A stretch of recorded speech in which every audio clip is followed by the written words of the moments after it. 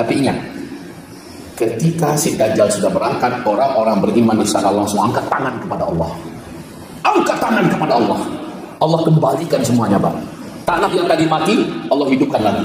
Rumput-rumputan yang tadi mati, Allah hidupkan kembali. Hewan ternak yang mati, Allah bangkitkan kembali. Berkat iman. Ya, dan ini penting di akhir zaman, Bapak. Di akhir zaman penting. Saya bacakan hadis, ma baina khalqi Adam ila qiyamis sa'ah fitnatun akbar minad dajjal. Antara Adam diciptakan sampai hari kiamat, banyak fitnah-fitnah yang hadir ke tengah-tengah manusia. Fitnah yang terbesar, fitnah yang terngeri, fitnah yang terhebat, fitnah yang paling berbahaya untuk umat manusia dan cucu Adam adalah Dajjal. Begitu.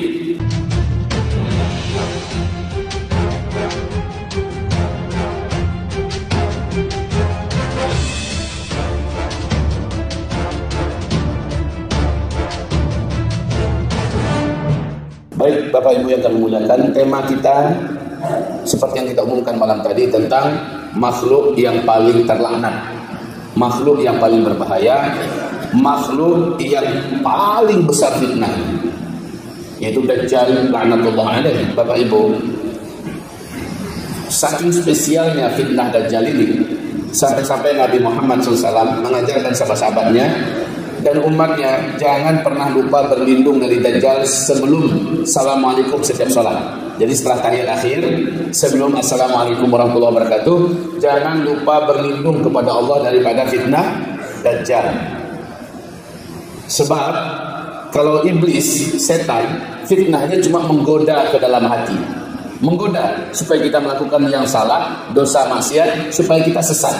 Ini iblis, setan dari bangsa jin, cuma itu kemampuan mereka.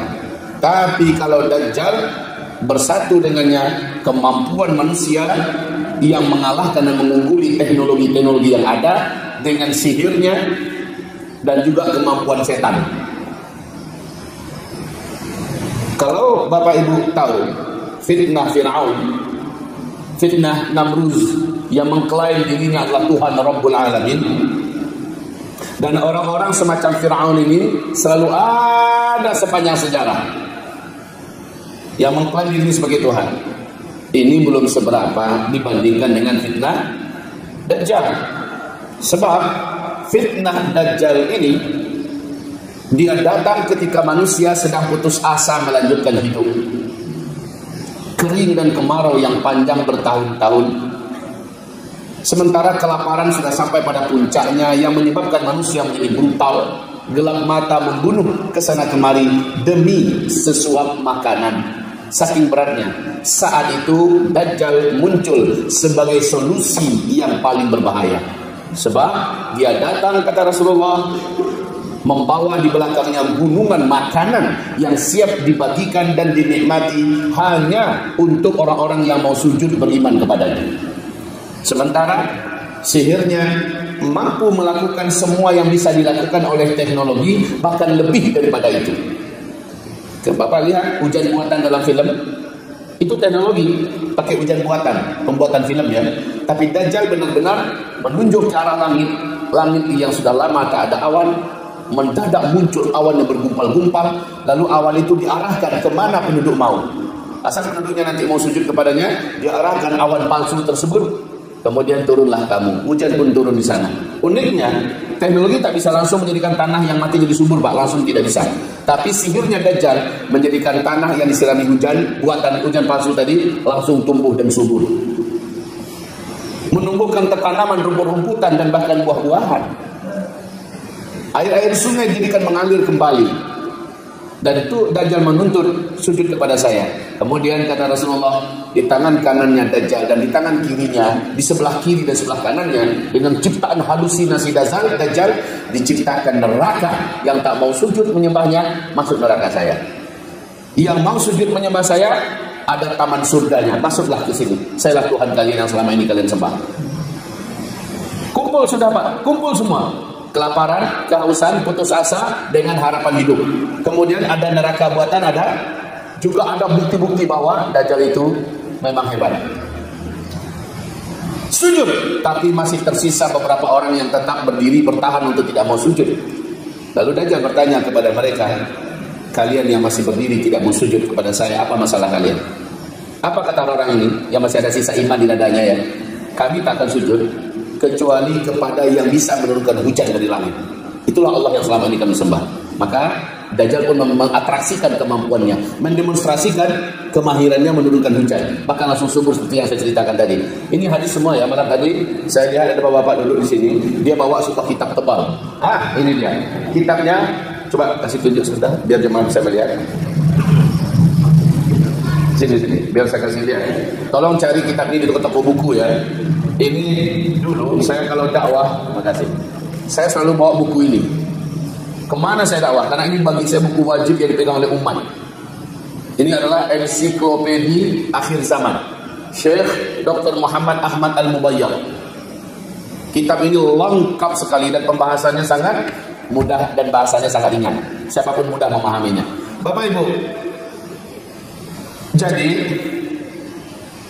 Dajjal la'natullah alaihi bertanya kepada orang yang tadi masih berdiri, akhirnya sujud setelah menurunkan hujan ya, setelah menumbuh suburkan.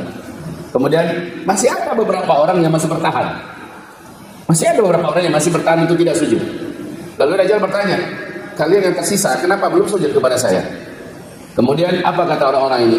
Kami hanya akan sujud kepada yang bisa menghidupkan yang mati. Apakah engkau bisa dan sanggup menghidupkan orang yang sudah mati di antara kami beratus-ratus bahkan beribu-ribu tahun yang lalu? Kata Dajjal, kalau saya melakukannya, kalian beriman pada saya adalah Tuhan kalian.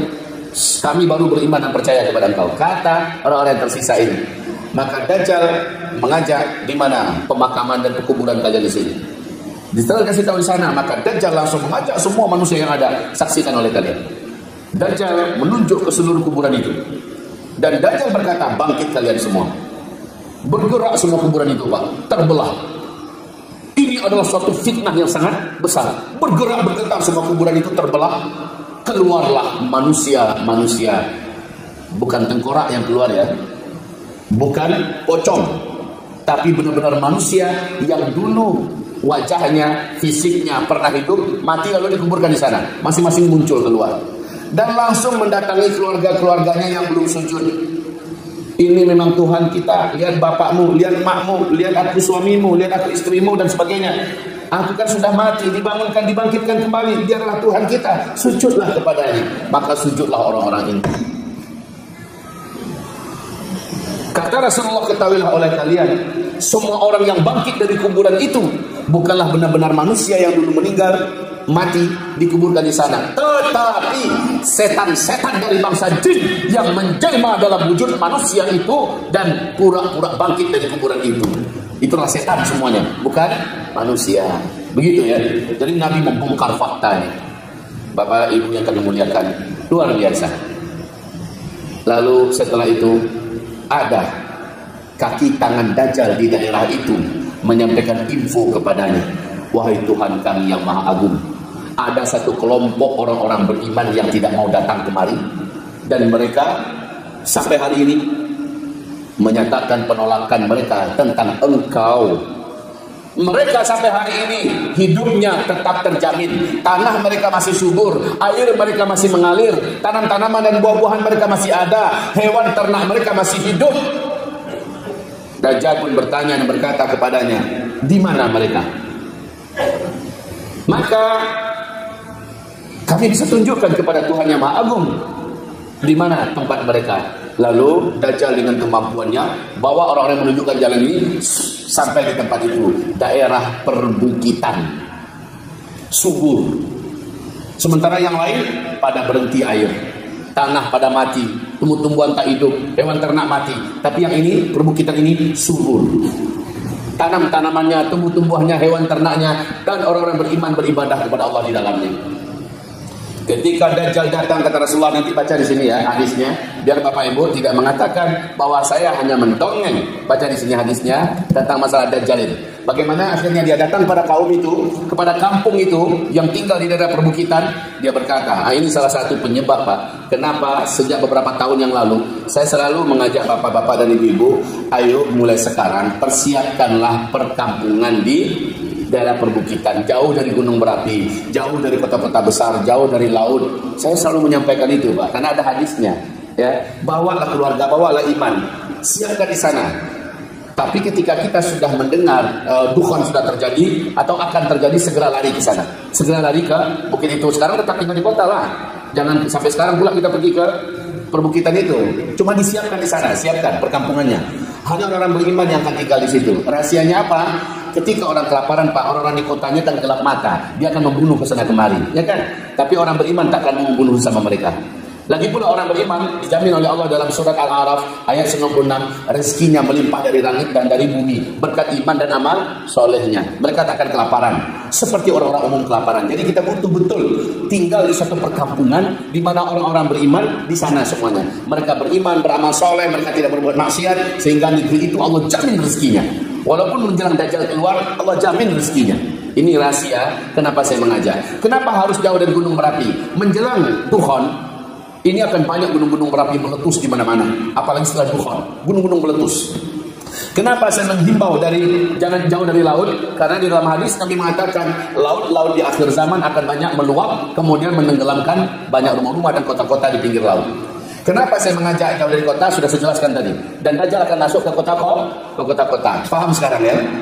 Wahai Bapak Ibu yang kami muliakan, makanya pondok pesantren kita itu, Pak, pondok pesantren kita di Sari Laweh Payakumbuh, ini memang tanah kita tak luas, tapi daerahnya Masya Allah, perbukitan, bukit barisan itu, Pak, nadi lerengnya, dan ke bawah itu masih dilihat bagaikan kami di puncak di Jawa Barat, cantik sekali lihat ke bawah. Tanahnya subur, airnya banyak, kualitas airnya pH-nya 7,2, berbatasan dengan hutan lindung, ya. Itu tanah sudah kita beli baru 10 hektar. Alhamdulillah, baru 10 hektar.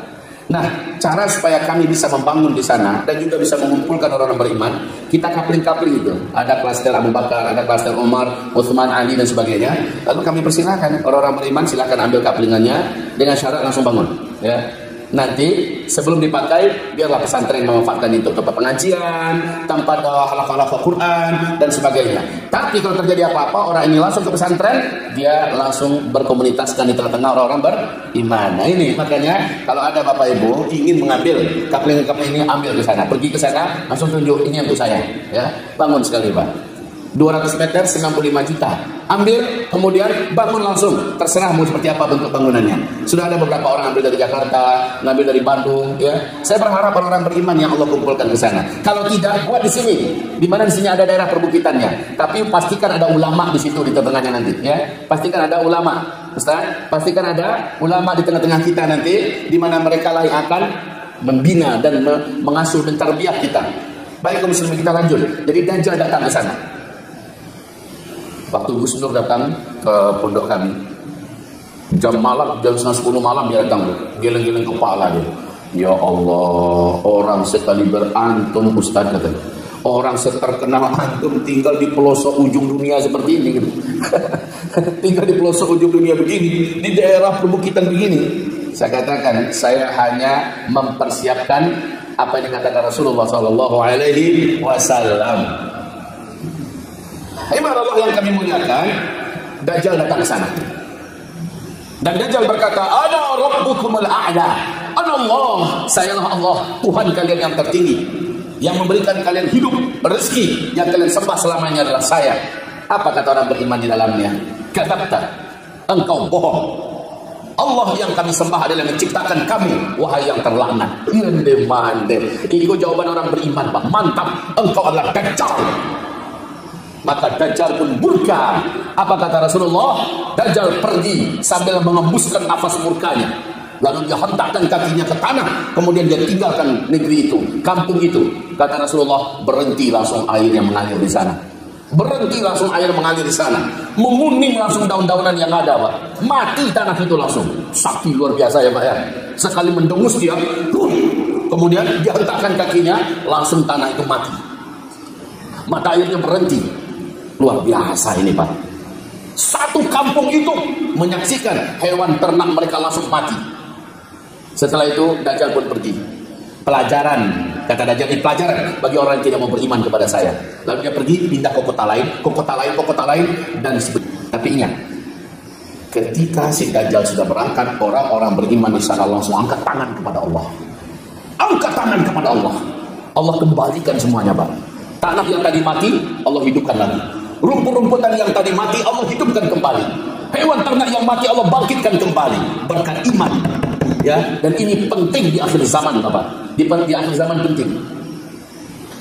Saya bacakan hadis, ma baina khalqi Adam ila qiyamis sa'ah fitnatun akbar minad dajjal. Antara Adam diciptakan sampai hari kiamat, banyak fitnah-fitnah yang hadir ke tengah-tengah manusia.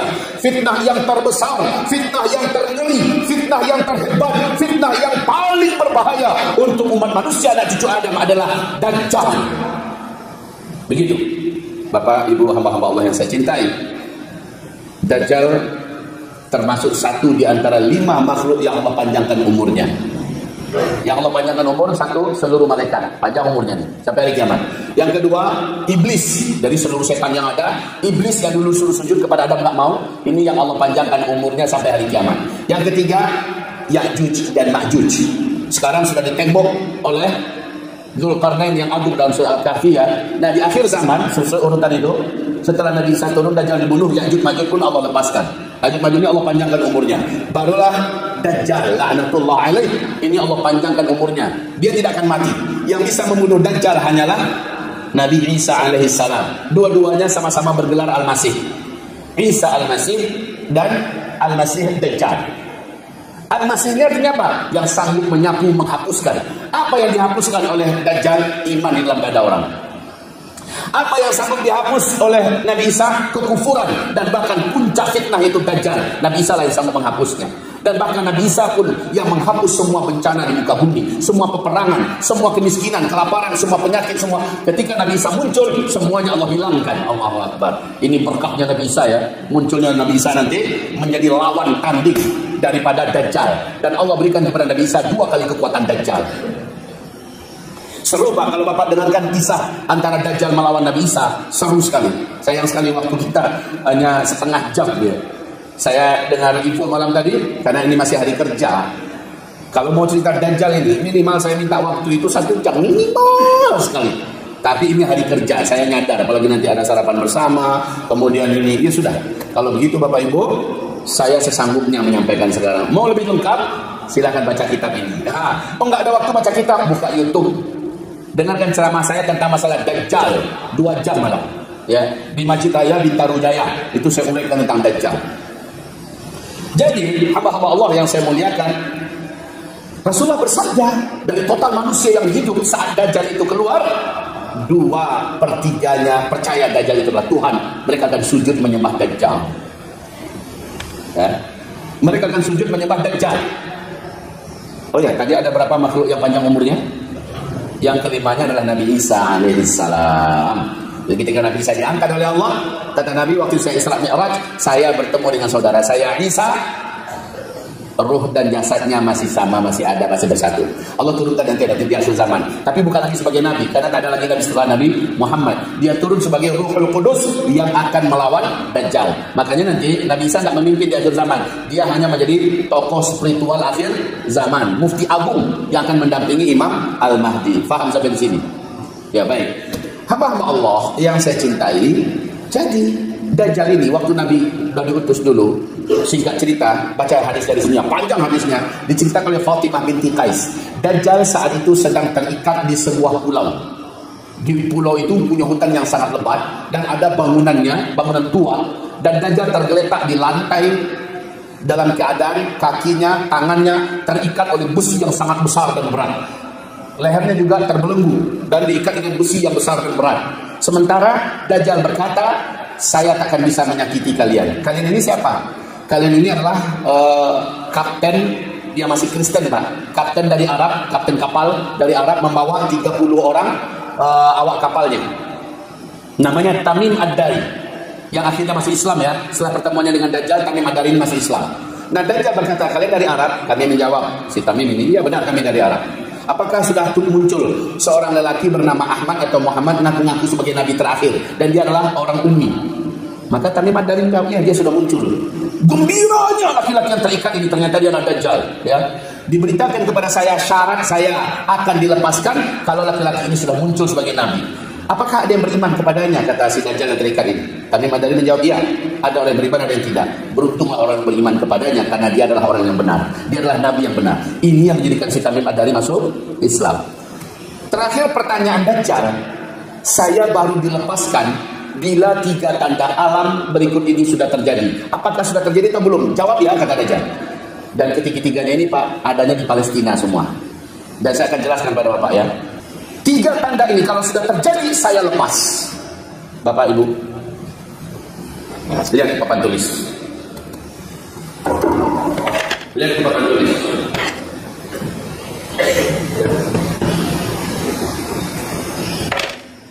Ini menjelang Bukhari, tanda-tanda yang menunjukkan Dajjal sudah sangat dekat. Ini sudah terjadi di sini. Di budaya penguasa-penguasa yang zalim, kezaliman di mana-mana, susahnya mencari keadilan, banyaknya penipuan di mana-mana muncul di sini semua tanda-tanda. Tapi untuk tanda alam ada 3, dan 3 tanda alam itu adanya cuma di Palestina. 1, Danau Tiberias. 2, mata air Zuhal. 3, kebun kurma di Baisan. Lihat hadisnya Sahih Imam Muslim di sini ya. Kemudian Nabi Muhammad SAW melanjutkan ceritanya. Dajjal bertanya, Dajjal bertanya kepada kami Ad-Dari, kapten kapal yang masuk Kristen itu ya. Kalian tahu nggak dengan Danau Tiberias? Kami dan anak-anak buahnya berkata, ya kami tahu, itu di Palestina. Apakah airnya sekarang masih ada atau sudah susut? Maka kami menjawab, sekarang airnya masih banyak, melimpah. Oke, kalau nanti airnya sudah menyusut, itu pertanda saya telah dilepaskan. Apakah kalian tahu dengan mata air Zuhal? Tamim Ad-Dari menjawab, ya kami tahu. Apakah mata air itu masih mengeluarkan air atau sudah berhenti mengeluarkan airnya? Maka menjawablah Tamim Ad-Dari, sekarang airnya masih banyak keluar dari mata air itu. Penduduk minum, makan, dan bercocok tanam dari sumber mata air tersebut. Kalau mata airnya sudah berhenti, tidak lagi keluar, itu pertanda saya telah dilepaskan. Dan yang ketiga, dia bertanya lagi, apakah kalian tahu dengan kebun kurma di Baisan, masih di Palestina Pak, tapi berdekatan dengan perbatasan Yordania ya. Tamim dan kawan-kawan menjawab, masih. Saya tahu, kami tahu. Apa yang ingin kau tanyakan? Apakah kurma itu sekarang masih berbuah? Oh masih, buahnya lebat dan enak sekali. Nanti kalau dia sudah rusak buahnya, sudah tidak berbuah, itu pertanda saya telah dilepaskan. 3 tanda alam ini telah saya kunjungi pertama sekali 2019. Saya bawa terus jamaah, menggigit jamaah ketakutan. Kenapa memangnya? Wahai Bapak Ibu yang kami muliakan, kami masuk di samping sholat ke Masjidil Aqsa, kami memperbanyak tausiah di pelataran Masjidil Aqsa, Masya Allah ya. Habis itu ada hari khusus, kami berkunjung ke 3 tempatnya sekaligus. Pertama, kami ke Danau Tiberias dulu. 2019, karena yang kita lihat di YouTube, di televisi Israel, ternyata Danau Tiberias terus susut. Jadi danau itu begini. Danau itu seperti ini. Nah, ini kayak kuali ya, kayak kuali. Gitu. Ini danau. Selama ini airnya seperti ini. Ini airnya. Dari 2019, airnya terus susut sampai ketika mendadak muncul pulau. Ya. Sampai dari sini kemarin itu sudah hampir 2 kilo jalan. Saking bau susutannya ya. Sampai seperti ini bentuknya. Inilah muncul mendadak pulau. Terbayang Bapak Ibu? Ada di YouTube, ada di TV Israel, goncang Israel. Kenapa? Air ini adalah air andalan bagi orang Yahudi, bangsa Israel penjajah di sana, makan, minum dan pertanian peternakan ikan dari air danau Tiberias ini. Sementara itu khusus. Ketika kami datang 2019, memang kami sudah mendapatkan pemandangan yang sangat menyedihkan. Airnya terus. Lalu kami naik kapal. Bisa kami naik kapal ini, keliling pulau itu. Tapi sekarang airnya naik lagi dan naik lagi. Mungkin banyak orang bertanya, kok naik lagi airnya? Saya jawab, mereka melakukan kejahatan kemanusiaan baru. Air dulu mata air utama untuk Yordania, Pak, ini mereka dam, lalu air itu mereka salurkan kemari. Sehingga orang Yordania, air sungai mereka itu paling hanya 1/8 lagi masih ada. Sekali. Itu udah habis sekarang. Kasihan sekali orang Yordania. Ya. Israel mengatakan tidak akan manusia lagi. Hitamnya lalu dialirkan kembali. Sementara air ini tak boleh dipakai untuk minum, untuk makan dan hewan ternak. Kenapa? Mereka ingin menipu dunia agar dunia tidak melakukan persiapan. Karena mereka khawatir dengan ini kelihatan airnya susut, berarti sang Tuhan yang Maha Agung mereka sudah lepas. Dan memang sudah lepas, Pak. Sudah berusaha ya. Jadi air mereka sekarang adalah air laut yang mereka suling. Mereka suling air laut untuk makan minum mereka dan untuk bercocok tanam. Kalau ini itu tempat di sana saja. Yang kedua, kami pun mengajak gaib kami, ayo kita ke mata air surga. Lalu apa kata gaib kami? Untuk apa ke sana? Kami mau melihat mata air itu dan ingin berfoto di sana. Apakah airnya sekarang masih ada atau tidak? Apa kata beliau? Sejak 2 tahun ini mata air surga sudah tidak lagi mengeluarkan air. Itu 2019 Pak ya. Sejak 2 tahun kemarin berarti sudah 4 tahun ya, 4 tahun, hampir 5 tahun sudah tidak lagi mengeluarkan airnya mata air surga. Ketika kami melihat dan lewat ke daerah kebun kurma di Baisan, kami pun merinding lagi. Banyak pohon-pohon tua kurma yang sudah tidak lagi berbuah, yang muda-muda juga banyak dirusak oleh hama dan sebagainya. Maka saya berhak mengatakan Dajjal yang terlaknat itu telah dilepaskan oleh Allah. Tapi Nabi bersabda, ketika Dajjal lepas, dia tidak langsung muncul ke tengah manusia. Dia akan bersembunyi di balik kegelapan, mengendalikan kekuatan-kekuatan dunia untuk membuat segala macam petaka dan kekacauan, bahkan menimbulkan peperangan dan kelaparan di akhir zaman. Jadi saya yakin apapun yang terjadi di Paris, mau kopat kupit, mau semacamnya, yakin benar saya ini adalah fitnah Dajjal. Kedepan akan terjadi perang besar, perang. Ini kaki tangan Dajjal yang digerak oleh Dajjal dari kegelapan. Nabi bersabda, sejak Dajjal nanti dilepaskan dari belenggunya dan kekuatannya dikembalikan kepadanya, Dajjal akan melepaskan setan-setan yang terjahat yang dulu diikat dan dipenjarakan oleh Nabi Sulaiman. Yang membebaskannya adalah Dajjal. Setelah itu 40. Nah, Nabi tidak mengatakan dari 40 jam kah, 40 hari kah, 40 minggu kah, 40 bulan kah. Nabi tak menjelaskan. Setelah Dajjal dilepaskan selama 40 baru Allah izinkan dia muncul di tengah manusia. 40 ini apa? Kita tidak tahu. Apakah 40 bulan? Apakah 40 jam? Apakah 40 hari? Kita jangan menebak-nebak. Serahkan saja dengan kalimat 40 kepada Rasulullah sallallahu alaihi wasallam dengan Allahu a'lam. Hanya tanda-tandanya perlu kita ketahui. Ini penting, Pak. Tanda-tandanya. Orang yang akan selamat saat Dajjal keluar adalah orang yang mari masuk ke Masjidil Haram, ke Mekah dan ke Madinah serta ke kawasan Masjidil Aqsa. Hanya 3 masjid ini Dajjal tak akan bisa masuk. Dan siapa yang lari ke Gunung Tursina, Allah akan jadikan mereka selamat daripada Dajjal. Jadi kaum muslimin, sementara orang yang tak sempat lari ke sana, macam kita, Teluk Kuantan, Dajjal muncul, macam mana mau lari ke Mekah Madinah? Hah? Maka jawabannya kata Rasulullah, kamu bila mendengar Dajjal akan masuk di kota kamu, kan diumumkan dulu tuh, Dajjal lagi masuk hari Kamis dari jam 8 sampai jam 10 umpamanya, atau dari jam 10 sampai 12 ke kota Teluk Kuantan.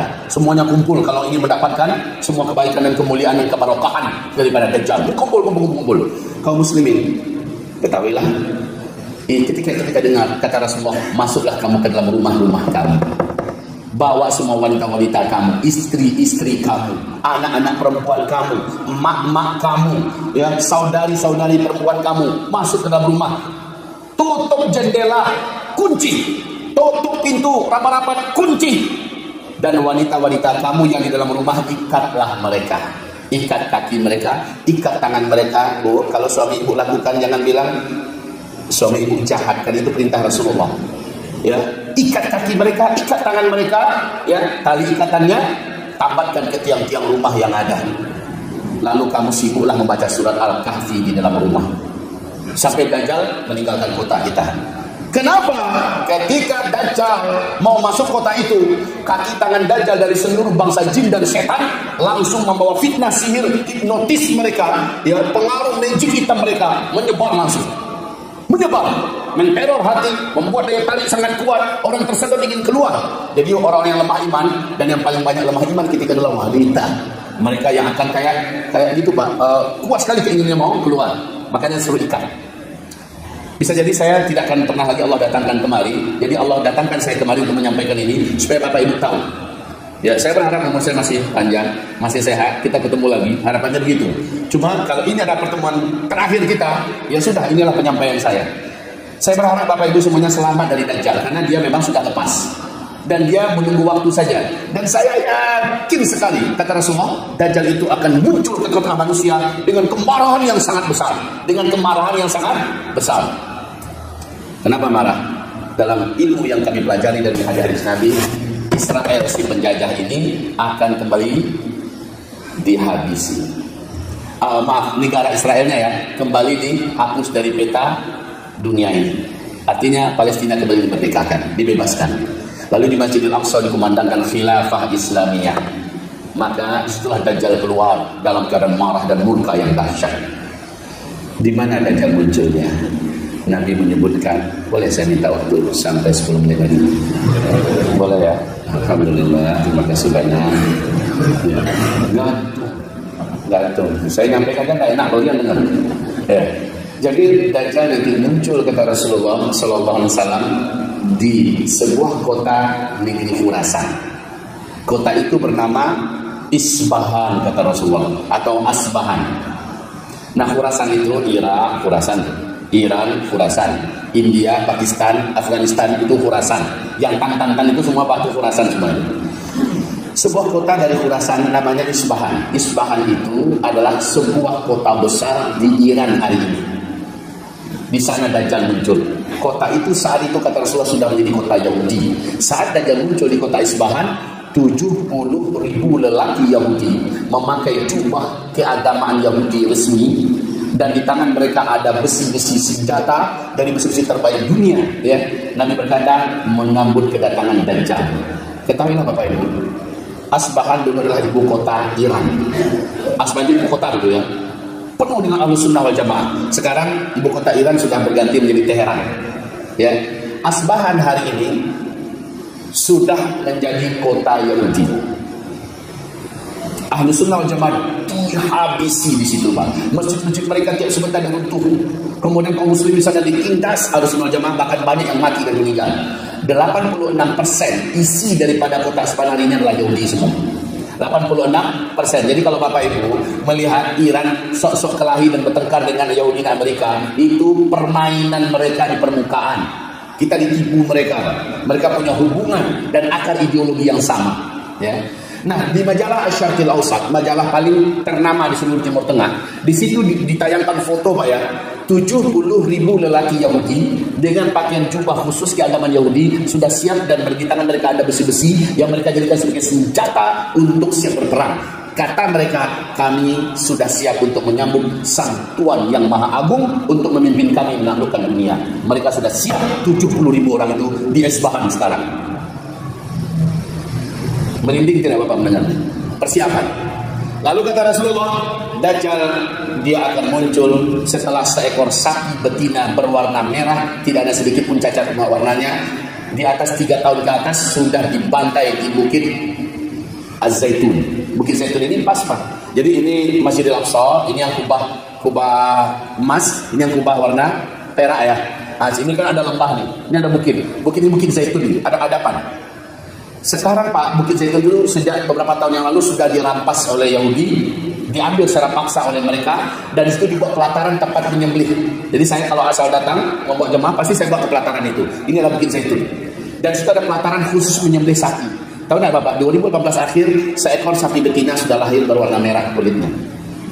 Dicek tak ada sedikit pun bulunya yang tidak berwarna merah. Kemudian apa kata Nabi Yahudi? Sudah 2000 tahun kami menunggu lahirnya sapi ini. Sekarang sapi itu sudah berumur 3 tahunan dan sudah lebih. Berarti harus tak lama lagi sapi ini dibantai. Persiapan kaum muslimin, persiapan. Bersiap-siaplah. Bersiap-siaplah. Bersiap-siaplah. Pertanyaan sekarang, ketika dia lepas, apakah dia langsung berperang melawan Imam Mahdi? Tidak. Misinya yang paling utama bukan perang melawan Imam Mahdi, tapi menaklukkan seluruh kota-kota seluruh dunia. Maka dia datang dengan kecepatan hitungan detik, Pak. Hitungan detik. Ya, dia bisa pindah dari sini ke Jakarta hitungan detik. Mungkin setengah detik sudah sampai Jakarta. Membawa semua setan-setannya, membawa gunungan makanannya dan segala macamnya. Bapak ingat Nabi Sulaiman ketika bilang siapa bisa mendatangkan singgasana Ratu Bilqis? Maka apa kata Raja Jin, yaitu Jin Ifrit? Sebelum engkau berdiri tempat dudukmu, singgasana itu sudah bisa saya bawa kemari. Hanya sebelum kau berdiri, betapa cepatnya dibayar. Dan itu kemampuan salah satu tentaranya Dajjal. Sementara iblis, kata Rasulullah, akan mengajak seluruh kekuatan jin dan setan bersatu untuk menguatkan dan menopang Dajjal demi memperbanyak calon penghuni neraka saat Dajjal muncul. Jadi iblis dan seluruh setan bergabung dengan Dajjal. Bayangkan ini, luar biasa kesaktiannya Dajjal ini. Jadi dengan cepat dia mengelilingi dunia. Setelah semua dunia dimasuki, semua kota termasuk Teluk Bantan, setelah semuanya berhasil dan berhasil memurtadkan, kata Nabi, siapa yang murtad setelah dia menyembah Dajjal, setelah Dajjal meninggalkan kotanya, dia tidak akan pernah kembali ke dalam Islam selama-lamanya, dan dia akan menjadi ahli neraka kekal di dalamnya selama-lamanya. Naudzubillah. Makanya Nabi haramkan, jangan pernah kamu berjumpa dengan Dajjal. Kalau Dajjal masuk ke kota kamu, larilah, sembunyinya ke dalam rumah, jangan ke masjid raya. Perintah Nabi ke dalam rumah. Kalau bisa pergilah ke Mekah, ke Madinah, atau ke Masjidil Aqsa. Masuk dalam rumah Pak ya, ke dalam rumah. Ini perintah yang sangat masuk akal. Wahai Bapak Ibu yang kami muliakan, jangan pernah kamu jumpa dengan Dajjal. Nanti kata Rasul, akan ada seorang lelaki yang merasa imannya sangat kuat dan tak mungkin dia beriman kepada Dajjal. Dia ingin berdebat dengan Dajjal. Dia ingin lawan Dajjal dengan ruqyah. Ingin melawan Dajjal dengan ayat-ayat. Kemudian saat dia keluar, padahal Nabi sudah mengharamkan jangan keluar berjumpa dengan Dajjal, tapi dia tak mau keluar. Saat dia keluar, matanya melihat Dajjal, Dajjal melihatnya, kekuatan sihir Dajjal langsung menembus jiwanya, ya, kekuatan hipnotisnya, magicnya langsung menguasai seluruh jiwanya. Dengan sedikit pertunjukan atraksi, orang ini langsung hilang imannya, kata Rasulullah, dia langsung sujud menyembah Dajjal. Padahal sebelumnya dia merasa imannya sangat kuat. Maka wahai tuan-tuan yang kami muliakan, kami hormati, berlindunglah kepada Dajjal dari sekarang. Jangan sampai tidak. Imam Paus sengaja mendekatkan telinganya ke bibir anaknya yang sedang tahiyat akhir. Sengaja didekatkan telinganya. Anaknya baca doa perlindungan enggak dari Dajjal. Ketika anaknya tidak baca, langsung assalamualaikum, apa kata bapaknya? Ulang balik sholat kamu. Loh, kenapa Pak? Kamu tadi tak baca doa perlindungan dari Dajjal. Itu cara mendidik ini. Padahal itu bukan syarat, bukan rukun, bukan wajib juga kok. Tapi saking pentingnya dia didik anaknya supaya jangan lupa ke depan. Doa perlindungan dari Dajjal. Ibu banyak-banyaklah berdoa, karena yang paling panjang umur nanti di akhir zaman ini ibu. 1:50. Kami bapak-bapak ini banyak meninggal nanti.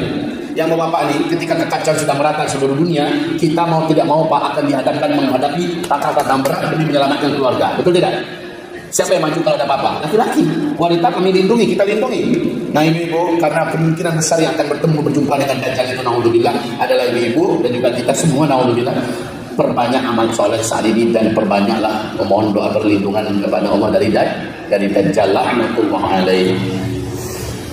7 atau 8 komunitas yang pasti akan menjadi pengikut dan penyembah Dajjal. Saya bacakan dengan cepat saja karena waktu kita tinggal 3 menit.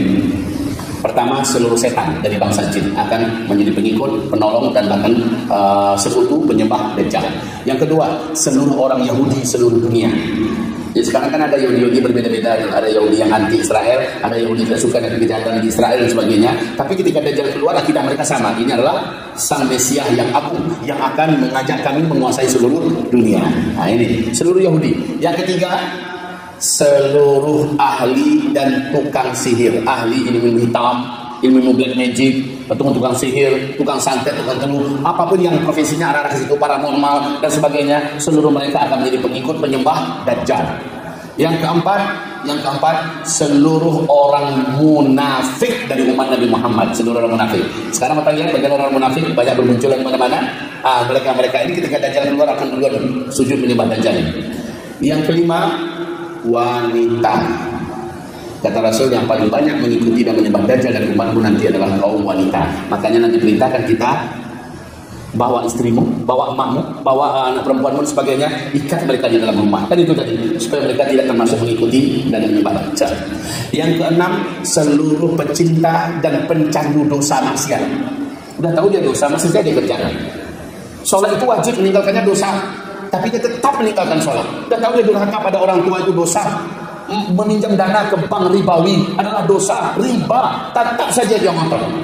Dia dengan macam-macam alasan. Orang-orang yang macam ini Pak, udah tahu dia zina itu adalah dosa, judi adalah dosa, tetap saja dia lakukan. Udah tahu dia memfitnah ulama adalah dosa, memfitnah orang yang tak berdosa adalah dosa, tapi tetap saja dia lakukan. Udah tahu dia korupsi itu adalah dosa. Tak mungkin mereka yang korupsi itu nggak tahu bahwa orang yang korupsi adalah dosa, tapi mereka masih lakukan. Dajjal muncul, imannya akan langsung hilang dan langsung sujud menyembah Dajjal. ahli dosa, ahli maksiat yang suka dengan dan menunda-nunda taubat. Mereka ini akan menjadi penyembah Dajjal. Berapa baru? Nah, yang ketujuh, seluruh pencinta seks menyimpang, LGBT. Sekarang LGBT bermunculan di seluruh dunia ya, di seluruh kota-kota, bahkan dah masuk beberapa pelosok. Innalillahi wa inna ilaihi raji'un. Musibah ini. Ini persiapan menyambut kedatangan Dajjal. Jadi pengikutnya sekarang itu sudah dikondisikan, wahai Bapak Ibu. Ya, LGBT ini. Berapa baru? 7. Yang terakhir, kelompok-kelompok radikal, komunitas-komunitas muslim, sekte-sekte sesat, dan muslim-muslim yang mengatasnamakan Islam tetapi mengkafir-kafirkan orang di luar kelompok mereka. Nah ini akan menjadi pengikut Dajjal. Sekte-sekte sesat, aliran-aliran sesat. Kemudian muslim yang radikal, yang mengkafirkan semua orang di luar kelompok kami kafir, ahli neraka dan sebagainya. Halal darahnya, mari kita garap hartanya, halal wanita-wanitanya. Innalillahi, ini kelompok-kelompok macam ini Pak, ISIS contohnya. ISIS. Ya, kalau di Indonesia NII, ya, NII, LDII dan sejenisnya yang pernah mengatakan bahwa siapapun di luar kita tidak, kecuali kalau mereka sudah taubat, mereka sudah berubah seperti kita. Kita tak boleh mengkafir-kafirkan orang di luar kita, Pak. Kecuali dia betul-betul sudah melakukan perbuatan yang nyata-nyata kafirnya. Udah dinasihati tetap ngotot dia di situ, ya, seperti Syiah dan sebagainya. Tetap aja dia ngotot dan bertahan, ya sudah. Maka dia masuk di komunitas yang nanti akan menjadi pengikut Dajjal. Selesai. Pembahasan kita cukup sampai di sini. Walaupun belum puas hati saya, Pak. Saya menyampaikannya nggak puas, apalagi Bapak Ibu yang mendengarkan.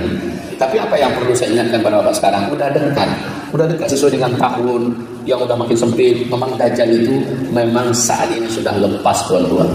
Sudah lepas. Bila Bapak Ibu merasa punya sedikit persiapan harta, saya sarankan merapatlah cepat ke tempat yang sudah tersedia komunitas mukminnya.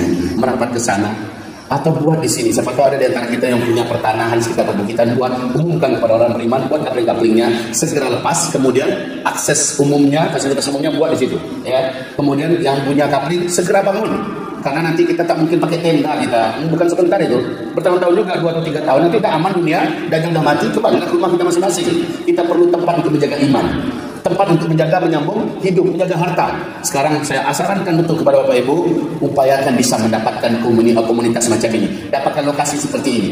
Oh tak ada, kami tak temukan, silakan merapat ke pesantren kita kalau Bapak ingin, tapi itu nggak banyak, hanya beberapa klaster, kalau nggak salah hanya 300 atau 400 keluarga aja yang bisa ditampung, ya. Nah ini kalau ada yang mau merapat, lihat ke sana lokasinya, ambil, saya mau ini, maka insya Allah sertifikatnya dipecah, kemudian Bapak Ibu bangun segera. Nah, biarkan sementara di sana dipakai oleh pesantren, bermanfaat untuk amal mengalir kepada Bapak Ibu. Tapi fitnah sudah melanda, sudah tahu kita di mana kita akan bersatu dan bergabung. Yang paling bagus itu adalah yang terdekat di sini. Kalau bisa kita buat sendiri, buat sendiri. Tapi saya sarankan jangan jadikan ini lahan bisnis. Nah, untuk nipu orang, memanfaatkan isu-isu akhir zaman, lalu jadikan ini sebagai lahan bisnis. Ini betul-betul untuk perlindungan iman, ya. Perlindungan iman, nyawa, harta, kehormatan di akhir zaman, ya. Jadi jangan jadikan ini sebagai bahan dan lahan bisnis.